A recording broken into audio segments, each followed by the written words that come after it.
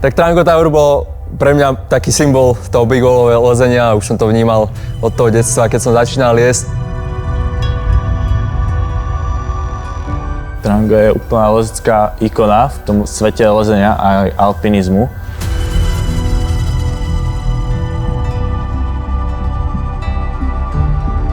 Planéta Zem ponúka iba pár miest, kde keď sa postavíš úplne hore a spustíš kameň, tak letí tak extrémne dlho. A v tomto prípade je to 1100 metrov vertikálnych a táto Trango Tower je vlastne najvyššia vertikálna väža na svete.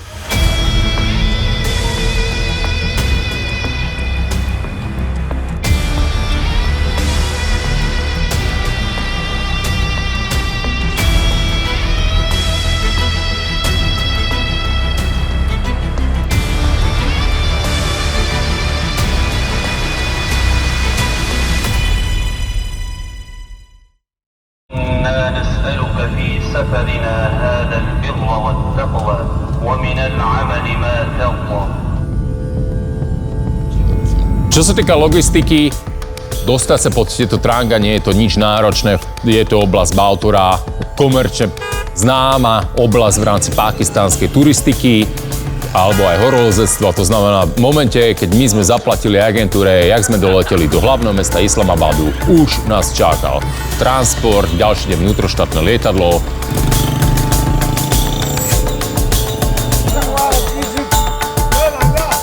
Jeden deň cesta jeepom.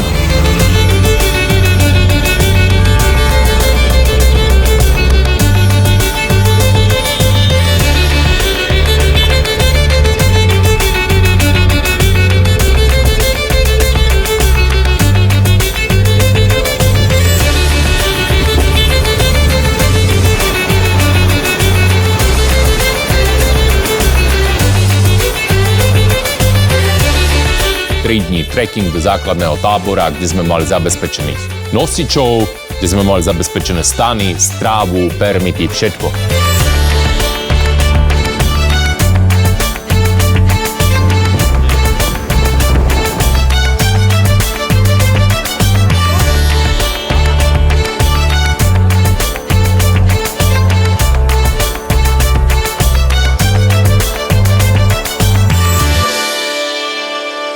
Ak určite lezec, čo by chcel vyliesť Trango, tak je fajn, aby bol všestranný, mal nejaké skúsenosti z hôr, zo skaliek, ideálne aj z nejakého mixového lezenia. Raňajky šampiónov? Tak obidvaja predovšetkým lámu, dá sa povedať, aj tie horné limity slovenského skalného lezenia. Mišo má vylezené 9A plus B, takisto boulder nad 8B.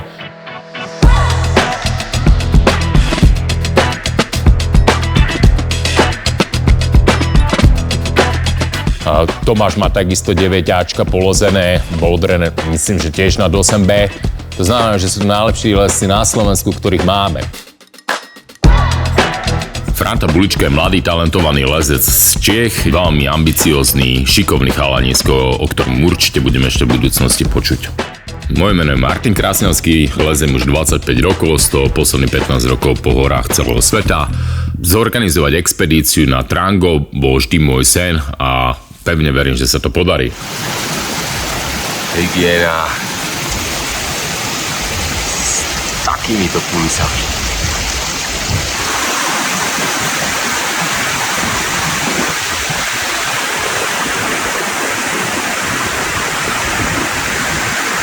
Niekoľko dní nám vlastne trvalo, kým my sme sa dostali pod úpätie steny, ktorý je v 5100 metroch. To znamená, že to bolo ďalších 1100 výškových metrov, kde sme niekoľkokrát museli takým kuloárom vychádzať hore-dole, plus sme si tam vynášali aj veci, prespávali a snažili sa zaklimatizovať. Tak tuto je línia položenej časti pred Tranga, kde liezli posledne z našich Mišo Sabovčík a Dodo Kopot. Počasie sa pokazilo. Pravali. Tu je naša kozička ešte.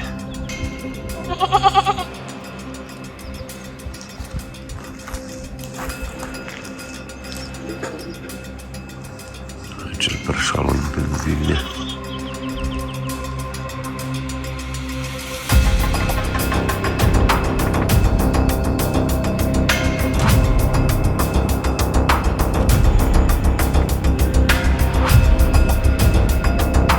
Stačí sa na tú väžu pozrieť, že je esteticky veľmi, veľmi pekná. Jeden ten pohľad vynahradí milión tých slov. Je to monolít, je to veľmi, veľmi pevný kus skaly. Ona má aj druhý názov, ktorý je taký akceptovateľný vo svete, a to sa volá Nameless Tower, to znamená väža bez mena. A ten názov alebo tento pojem pre ňu vymysleli talianskí lesci, ktorí sa pokúšali vyliesť K2, ktorá je jeden deň pochodu ďalej, a chodili popri tejto väži. A vždy si povedal, že tak tam nikto nikdy nevyleze, lebo je to väža zo všetkých strán vyše kilometr vysoká a jednoducho tým pádom nikdy nebude mať názov. Hej? No a tá nadmorská výška je 6254 metrov, to znamená, že okrem tej strmosti tam hraje výrazný faktor aj tá nadmorská výška. A nakoniec sme sa rozhodli pre západnú stranu, kde je cesta od švajčiarskych lescov, od takého známeho a už v dnešnej dobe legendárneho lesca Michela Piolu.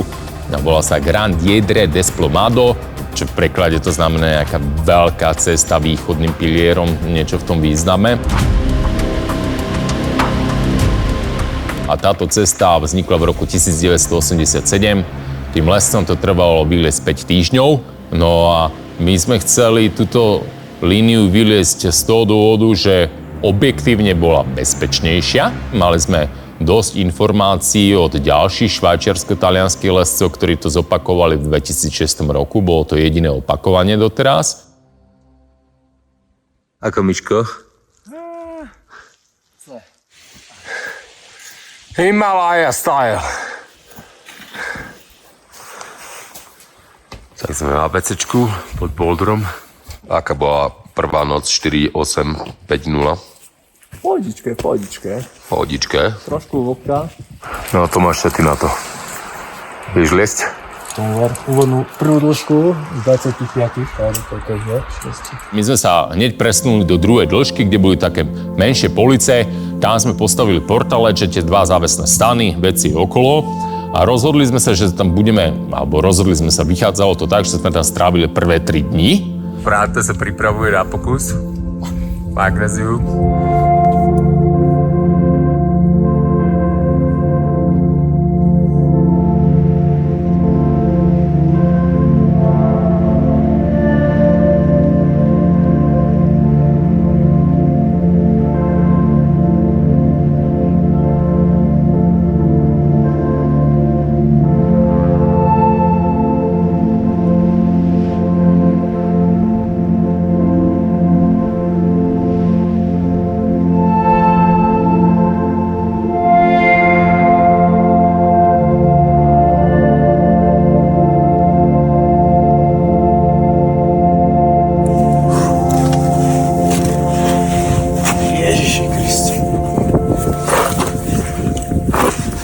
Čtvrtok a piatok se začne postupně zhoršovat počasie.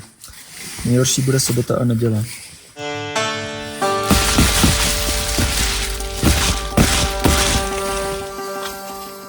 Dobré ráno. Ráno, veselé Vianoce. 4 dní sneženia. Sme len v druhej dĺžke. Ideme dole ešte zrestovať. A klimatizačný.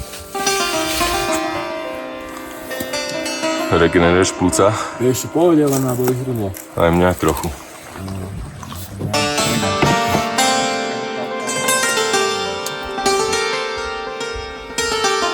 Vždy je to väčšinou úplne iné, ako si to človek predstavuje, lebo vidí nejaké fotografie, kedy sa robia fotografie, no keď je krásna, slnko, západy a tak ďalej. Keď sneží, chumelí, tak nikto nefotí, lebo má mrznuté prsty.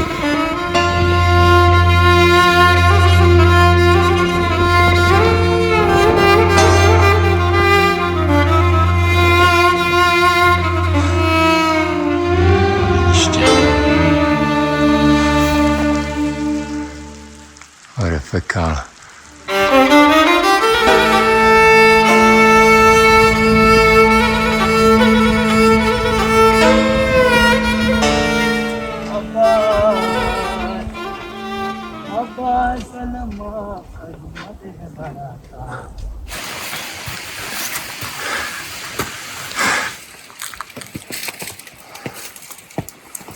No čo? Takto si predstavoval letné prázdniny? Áno, krásne. Nesnášim vedro. Tomáš? No ja by som bol radšej v tom South. Miško? Na slnečku, v jazierku sa kúpal, opaloval. Miško? Tak slnečkový vodu. No ako, vyspinkaní chlapci? Tomáš?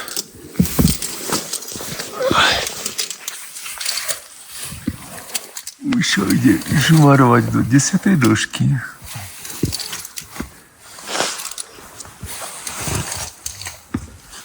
Tak podľa výškomera tá cesta mala v podstate okolo 1156 metrov, dalo by sa to tak povedať, vertikálnych. Bolo tam 25 dĺžok. V podstate každá tá jedna dĺžka bola extrémne dlhá. Mala nad 50 metrov takmer. Pre nás to znamenalo to, že človek si zoberie nejakú sadu friendov, klientov, na čo je zvyknutý v Tatrách, alebo častokrát aj v Alpách, že tuto po 35 metrov už to takmer všetko vybúchal zo seba, už to na sebe nemal. A ešte ho stále čakalo 20 metrov lezenia.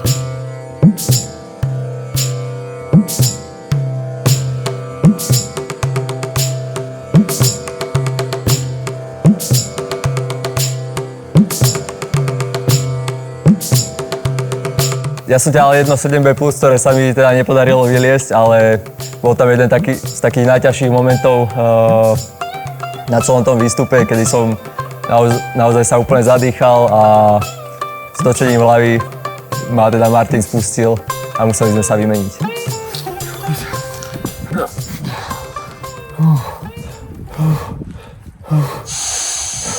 Čo, dých ti nestačil? Začala mi vypínať.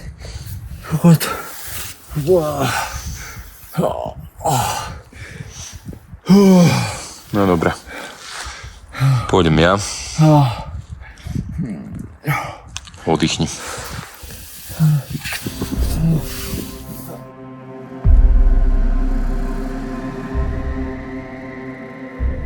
Začne človek liesť, kým ešte pekne svieti slnko a kým tú dĺžku doliezol, tak už mu snežilo. A to bol celkom prúser, lebo naša ambícia bola preliesť to voľne a bez pádov, hej? Takže nemohla byť väčšia frustrácia ako to, že človek by preliezol, poviem príklad, 50 metrov a na posledných 3 metroch spadne.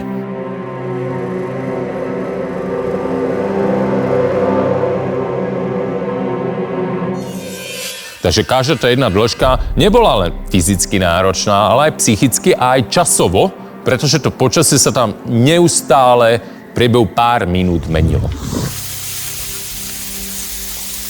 Nebolo to úplne ideálne, že veľa snežilo, ale malo to aj pozitívum v tom, že bolo na policiach veľa snehu, všade sa skoro dal nabrať sneh, čo znamenalo, že veľa vody na pitie a varenie. Ja sa zobudil do ďalšieho pekne zasneženého dňa. Ale snaď už príde konečne sľúbené slnko po 8 dňoch. Franta vytrča, Franta v hoteli. Miško vytrca!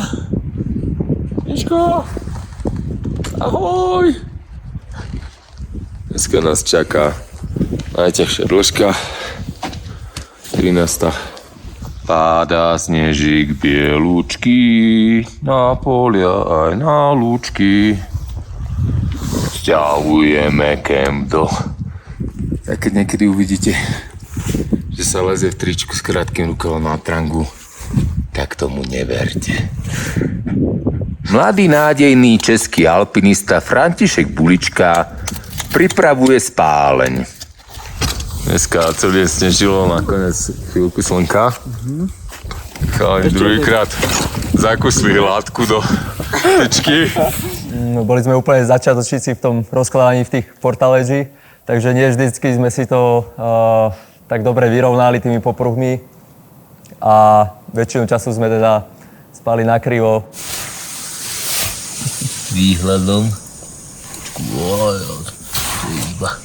Tak my sme sa rozdielovali samozrejme podľa toho, že kto bol na čo lepší. Ja som bol lepší v mixovom lezení, to znamená, že tie horné mixové partie boli v podstate ako mne taký nejakým spôsobom súdené. Chalani tým, že sú oveľa silnejší lesci, Tomáš s Míšom ako napríklad ja a Franta, tak tí zase potiahli tie vyššie obťažnosti ako také. Myslím si, že bola to tímová práca, tak pekne rozdelená.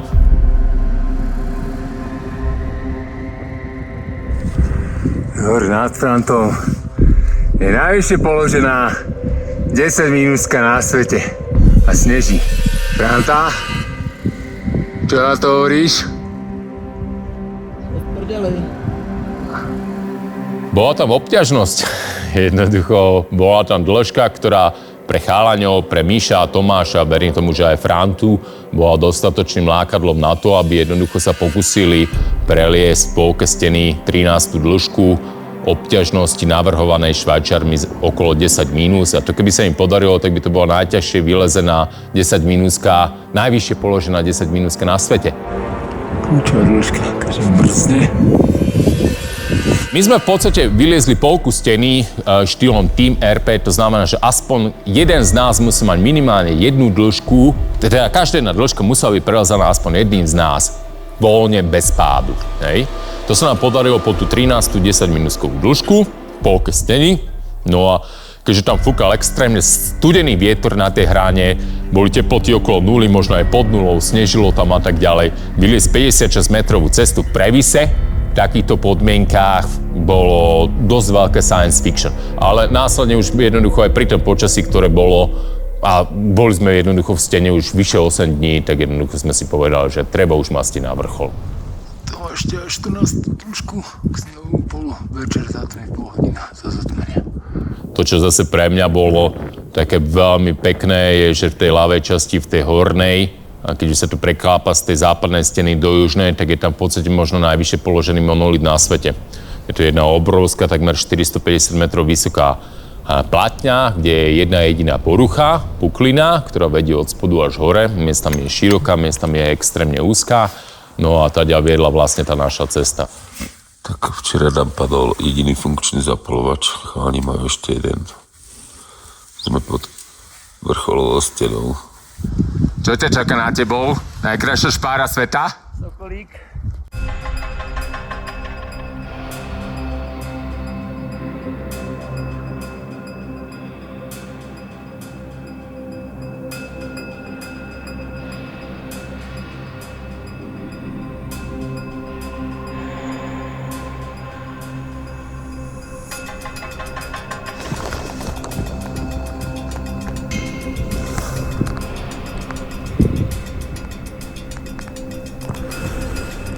Už 11. deň ste, ne?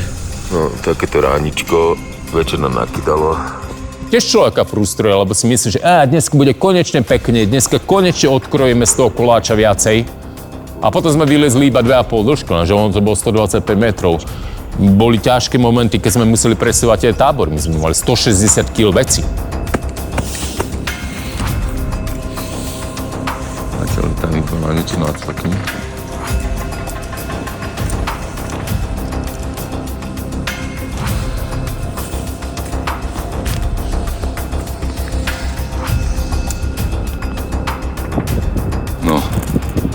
Najdokonalejšia špára. Prvá začala.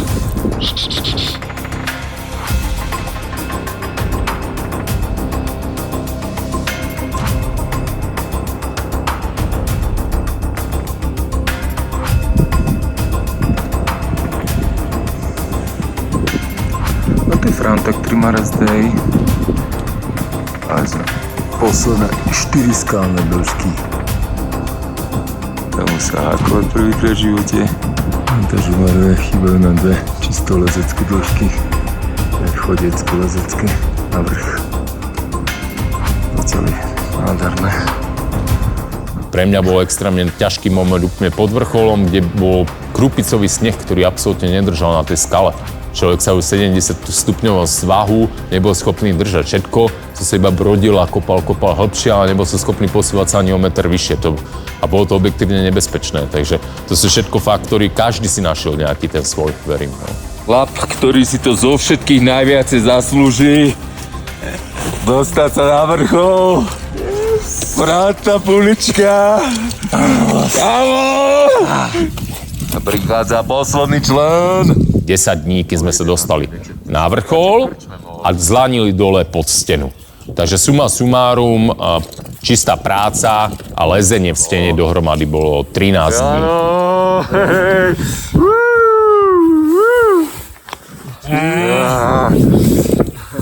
Sme tu, chalani. Verili ste, že sa dostanete? Já jo. Čo, Mišo? Bylo to 50-50. 50 na 50. Tomáš? Jo, jedne.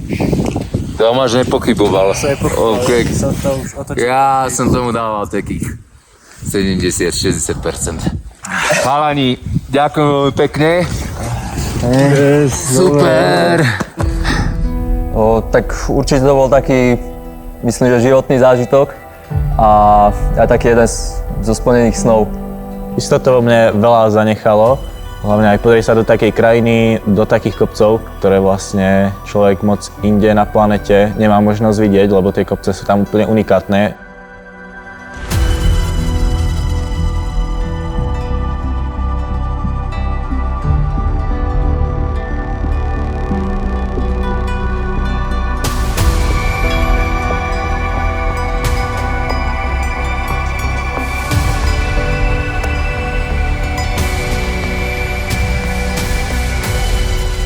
Tak určite pre nás to je taký vrchol toho lezenia.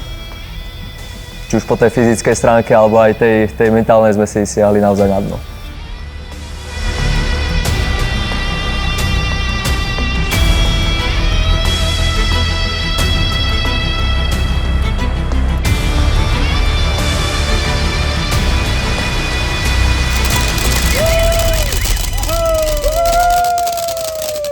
Mne to dalo napríklad, keď som sa vrátil späť, človek tam mesiac a pol zažíva nejaký nekomfort a zrazu sa vráti domov, tak si váži tie malé veci komfortu, že môžeš ísť niekde na dobrú kávu, je s rodinou alebo s priateľmi.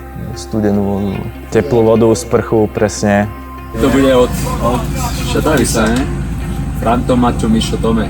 Nestihli sme sa s vámi rozloučiť tak touto formou celou dobu. My vás mysleli a dúfame, že ste svoj heroický boj dotáhli do zárneho konca. Ali.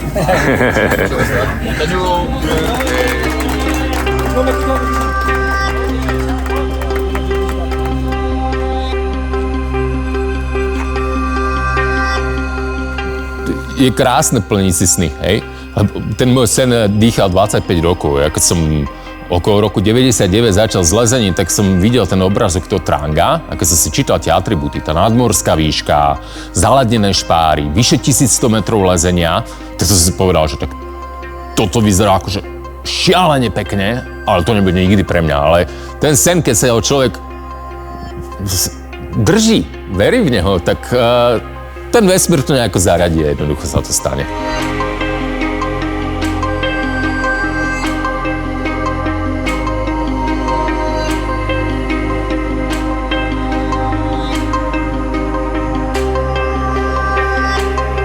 Najdôležitejšie bolo vrátiť sa živý, potom vrátiť sa ako kamaráti a až tretí bol ten vrchol.